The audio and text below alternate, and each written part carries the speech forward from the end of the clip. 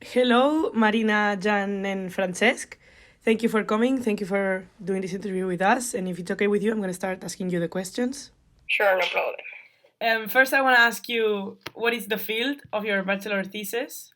I'm doing my bachelor thesis on computational simulations. In my case, I'm working in modeling. Well, I'm focusing on biomechanical simulation of a femoral bone, patient specific.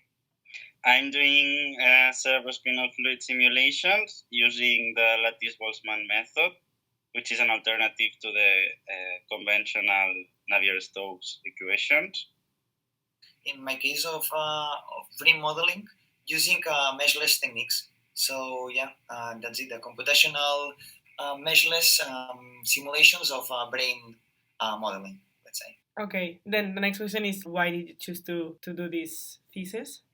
Well, in my case, I remember that last year in third course, I really enjoyed modeling in general, and really enjoyed the way of working with it, of the simulations, thinking about your model, how to improve it, and it was.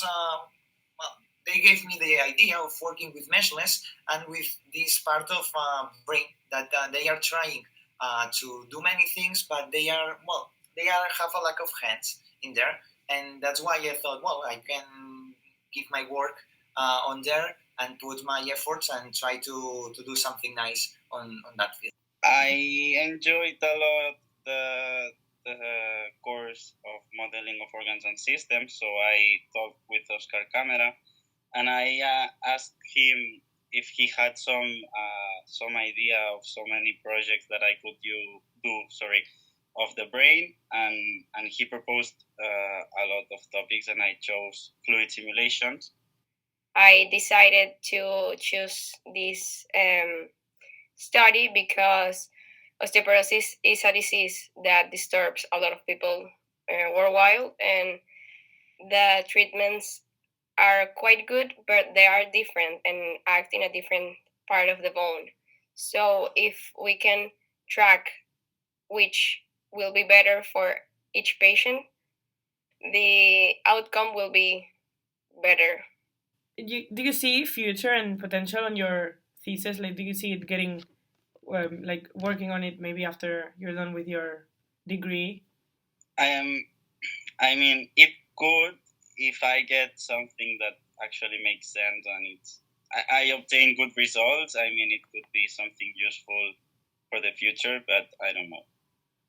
Yeah, I think that it can have many applications, and also it can be extended.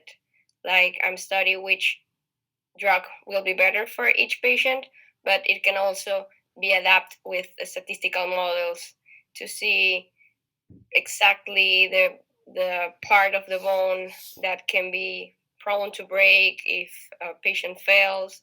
So it can be extended, and I think that it can be continuous in the future. I don't know. I don't want to close many doors for myself because I don't know where I will be in a year time. But I think in my case, I really like all these all these fields of modeling, simulations, even imaging. That up to some extent I have to work it. So yeah, I see myself working with this. But sometimes the people working in sports say match a match and just now working with it, and like next year will be another year.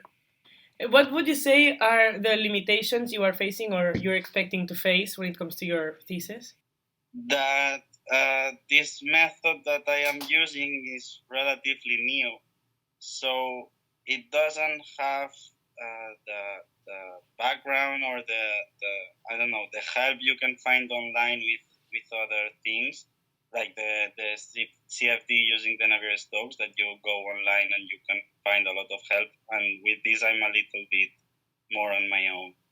It's a very new thing that there's nothing out there that tries to at least some replication with what I'm trying to do. So yeah, I think that's maybe the main disadvantage of it. But it's also very interesting to see if we have any good results. Since there's nothing out there, they are more valuable too. So it's like the both parts, the disadvantage, but also it's a good thing. Well, I extract the 3D finite element model from a two-dimensional images. So there are two types of, well, there are many techniques where you can find these images with the density of the bone, but there are two mainly or techniques that are used. There are DXA, that is two-dimensional and it can give you the density of the bone, and there's also a quantitative computer tomography. This is the only technique that is three-dimensional and volumetric that give you the density. So this could be a limitation because we needed to do a statistical shape model to pass through the two-dimensional to the three-dimensional model. So maybe it could be better if it could be done with a CT and not the DXA. Okay, thank you very much. Very interesting. That will be all. Thank you. Thanks.